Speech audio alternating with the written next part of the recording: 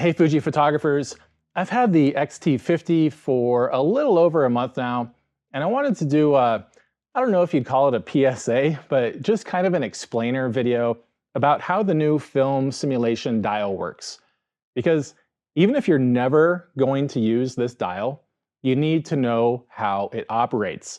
Everyone who has this camera needs to be familiar with that film simulation dial because it can surprise you. And they're not the good kind of surprises. So we're going to discuss that here over the next few minutes.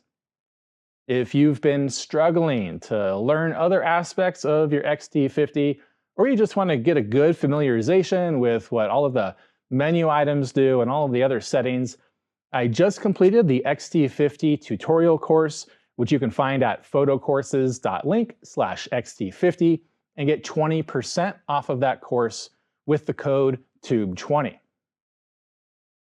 I'm not really going to get into my personal opinions on the film simulation dial. If you want to read those, go ahead. I wrote an article that touches on that that's linked in the video description here. I do find it a bit redundant though. And there's limited real estate on this camera, and there are so many ways to change the film simulation already in other places in the camera. Not to mention, when you get the camera straight out of the box, the Function 2 button, the button here right next to the viewfinder, as a default, is also programmed to directly change the film simulation. So I don't know if that was thought out very well, but you do need to know how to use that dial. There are 8 dedicated film simulation positions on this dial, and I don't know how Fujifilm picked those film simulations, but you may find that some of your favorite film simulations are missing. Like for me, I love ProNeg High. It's probably the film simulation that I use the most, and it's not on this dial. But that's what the FS1, 2, and 3 positions are for. You can customize your own 3 film simulations, either simulations that are not on the dial or that are on the dial but that you want to keep close to one another. You can also program Acros with the color filters, different color filters with those FS1 through 3 positions.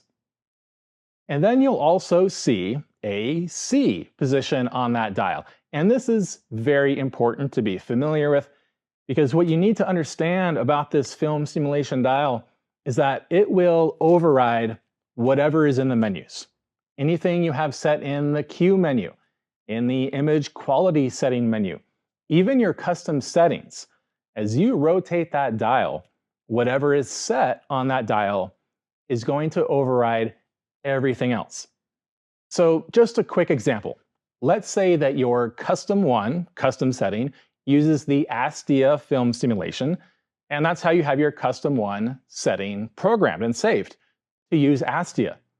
Well, if that dial is in the classic neg position, that custom setting is not going to use Astia.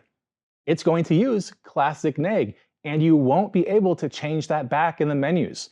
You're going to have to rotate that dial either back to Astia or C.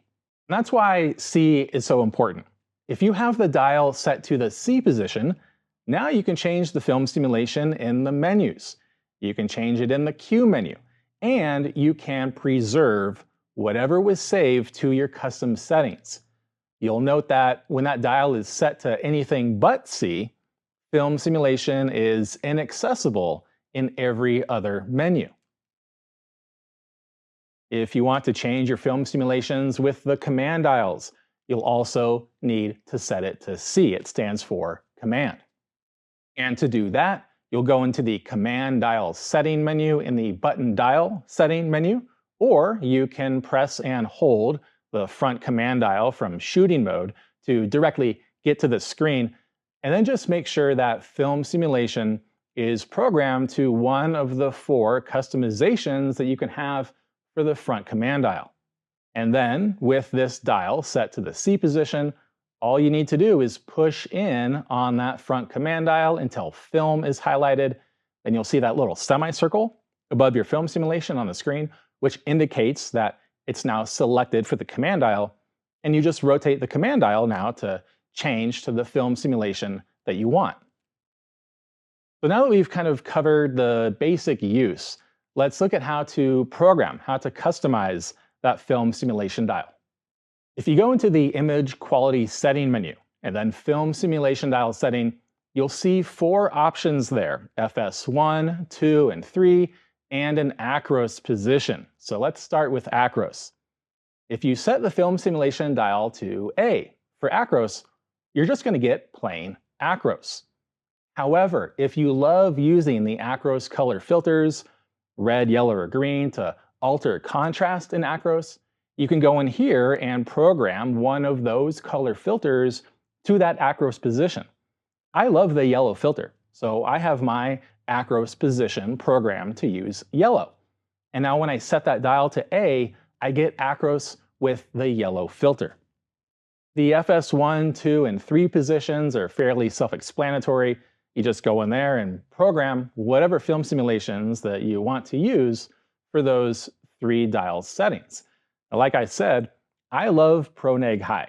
I've also programmed Eterna there because sometimes I do use Eterna, which again is not on the dial. And then my other favorite acros color filter to use is red. So I've programmed FS3 to call up acros with the red color filter. And if you want to learn more about how those color filters work, or even just any of the film simulations in general, I have a free Fujifilm film simulation course that you can find linked in the video description here.